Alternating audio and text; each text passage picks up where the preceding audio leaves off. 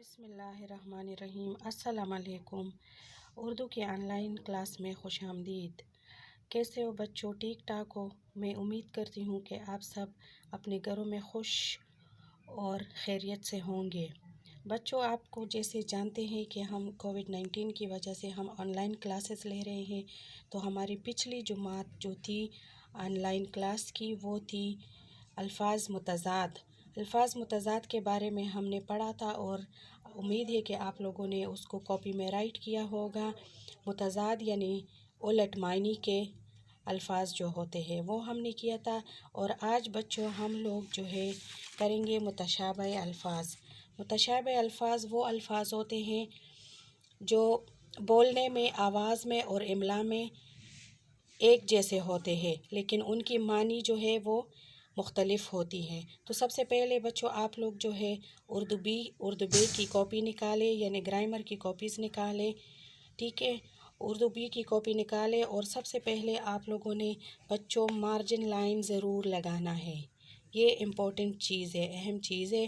Margin line بہت ضروری ہے، اور تاریخ لکھنا۔ بچوں آج کی تاریخ ہے بدھ 20 جنوری 2021۔ صحیح ہے؟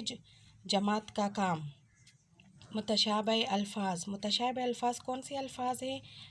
ایسے الفاظ جو اپنی آواز اور املا میں ملتے جلتے ہیں لیکن ان کے معنی میں فرق ہوتا ہے، انہیں متشابہ الفاظ کہا جاتا ہے۔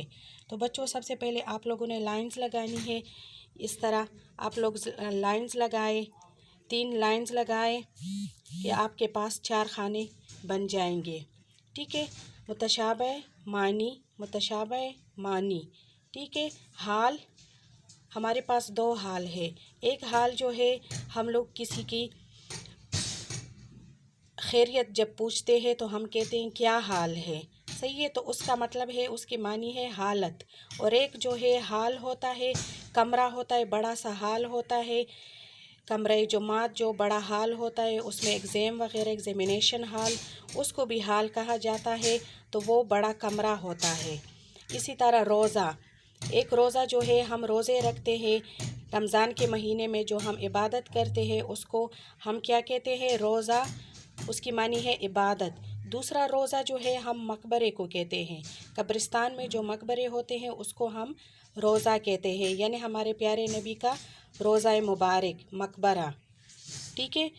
پھر ہمارے پاس ہے صدا۔ ایک صدا ہمیشہ ہوتا ہے، اور دوسرا صدا آواز، اس کا مطلب ہے آواز۔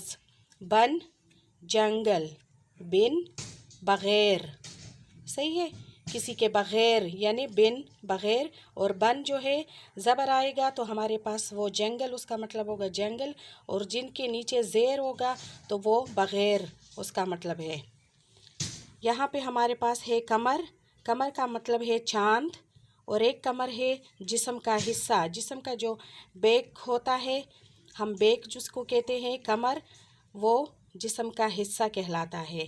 بار، ایک بار جو ہوتا ہے بوجھ ہوتا ہے، اکثر گدوں کے اوپر اس پہ ہم بوجھ ڈالتے ہیں، بار، اس کو ہم بار کہتے ہیں۔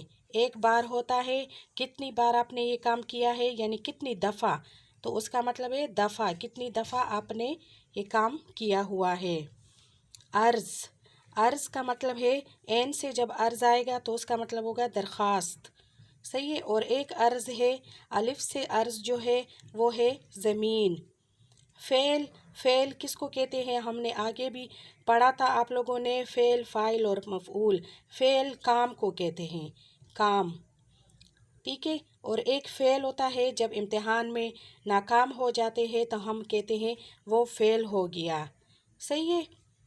سمجھ آ گئی ہوگی سب کو اس کی، تو یہ آپ اپنی کاپیز پہ لکھ لینا، اور اس کی باقاعدگی چیکنگ ہوگی فزیکل کلاسز میں، جب آپ لوگ کا اسکول کھلے گا انشاءاللہ تو اس کی چیکنگ ہوگی، اور اس کو یاد بھی کرنا ہے۔ اس کے پھر ہمارے جو ایگزام ہوں گے اس سے پہلے ریویژن ہوگی، اور اس میں ٹیسٹ ہوں گے، تو اس کو ساتھ ساتھ میں آپ لوگوں نے یاد بھی کرنا ہے۔ شکریہ، اللہ حافظ۔